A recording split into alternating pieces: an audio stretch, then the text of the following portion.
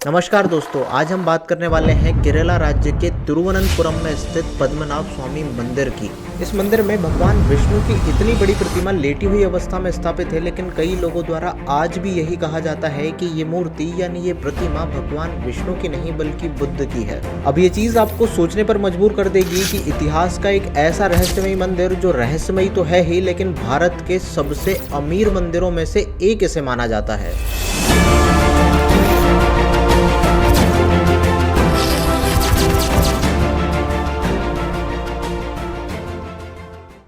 और हजारों साल पुराना ये मंदिर दक्षिण भारत ही नहीं बल्कि पूरे भारत का गौरव बना हुआ है। क्या आपको पता है इस मंदिर की उत्पत्ति के बारे में इतिहासकार अलग अलग चीजें बताते हैं। कुछ लोग ये कहते हैं कि पद्मनाभ स्वामी मंदिर 8वीं शताब्दी का है, लेकिन जिस विशाल संरचना को आप अभी देख रहे हैं उसके बारे में ये कहा जाता है कि 18वीं शताब्दी में इस मंदिर का निर्माण किया गया था। क्या आपको पता है दक्षिण भारत का ये विशाल मंदिर जिसे हम पद्मनाभ स्वामी मंदिर के नाम से जानते हैं, ये भारत ही नहीं बल्कि विश्व का सबसे अमीर मंदिरों में से एक माना जाता है। और आज भी पद्मनाभ स्वामी मंदिर का मैनेजमेंट त्रावणकोर के शाही परिवारों के वंशजों द्वारा किया जाता है। अब ये मंदिर सबसे अमीर मंदिरों में क्यों गिना जाता है, इसके पीछे एक बेहतरीन कहानी है। क्या आपको पता है इस मंदिर के गर्भगृह के नीचे अलग अलग टाइप के 6 खजाने छिपे हुए हैं, और इन खजानों के बारे में ये कहा जाता है कि इन खजानों में आज भी इतनी संपत्ति छिपी हुई है जिसकी कल्पना आप, मैं और कोई भी नहीं कर सकता। चलिए इस मंदिर के गर्भगृह के नीचे जो खजाने छिपे हुए हैं उन खजानों की हम बात करते हैं। इतने खजाने हैं इनकी कल्पना हम नहीं कर सकते। अलग अलग जगह पे अलग अलग चीजें हमें मिलती हैं, जहां पर कभी 5, कभी 6 और कभी 7 जगह दिखाई देता है।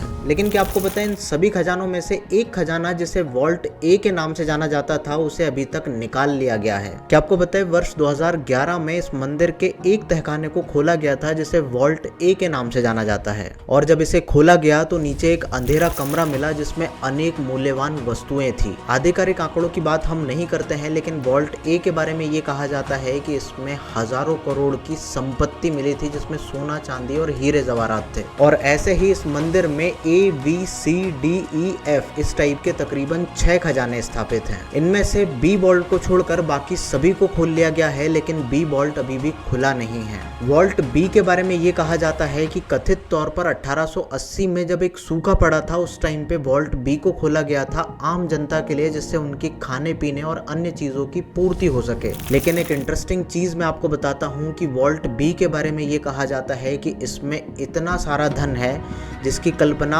आप, मैं और कोई भी नहीं कर सकता। हालांकि वॉल्ट बी को पहले कुछ लोगों ने खोलने की कोशिश की थी, लेकिन उसके बारे में ये कहा जाता है कि वॉल्ट बी की सुरक्षा एक कथित तौर पर ऐसे नाग करते हैं और वॉल्ट बी को खोलने नहीं देते। वॉल्ट बी के बारे में ये कहा जाता है कि ये कुछ मंत्रों से ऐसे बंधा हुआ है जैसे कोई भी खोलने की कोशिश करता है तो या तो वो मर जाता है या उसे कुछ ऐसी चीजें हो जाती है जैसे वो अपने होशो हवास में नहीं रहता। हालांकि वॉल्ट बी को खोलने का मामला सुप्रीम कोर्ट के पास भी गया था, लेकिन सुप्रीम कोर्ट ने भी ये माना कि ये विषय धार्मिक आस्था से जुड़ा हुआ है और सुप्रीम कोर्ट ने भी इसे खोलने की अनुमति देने से इनकार कर दिया। अब कयास ये लगाए जाते हैं कि पद्मनाभ स्वामी मंदिर के वॉल्ट बी में कितना धन है और कितना खजाना आज उसमें छुपा हुआ है। देखिए ये बात तो 100% सत्य है कि पुराने जमाने में अंग्रेजों और मुगलों से बचने के लिए मंदिरों में खजाना छिपाया जाता था। अब वॉल्ट बी में कितना खजाना है और क्या क्या चीजें उसमें छुपी हुई हैं, क्या नाग सच में उसकी सुरक्षा करते हैं, ये तो उसके खुलने के बाद ही पता चलेगा। और पद्मनाभ स्वामी मंदिर के बारे में ये कहा जाता है कि इस मंदिर के नीचे कई सुरंगें भी बनी हुई हैं जो अलग अलग जगह पर जाकर निकलती हैं, लेकिन वो सुरंगें कब, कहां और कैसे निकलती हैं ये आज तक किसी को नहीं पता, क्योंकि कई चीजें इस मंदिर के नीचे आज भी दफन है। अब आप इस मंदिर की वास्तुकला शैली के बारे में जानिए कि द्रविड़ शैली में बना हुआ मंदिर तकरीबन 100 फीट ऊंचा है,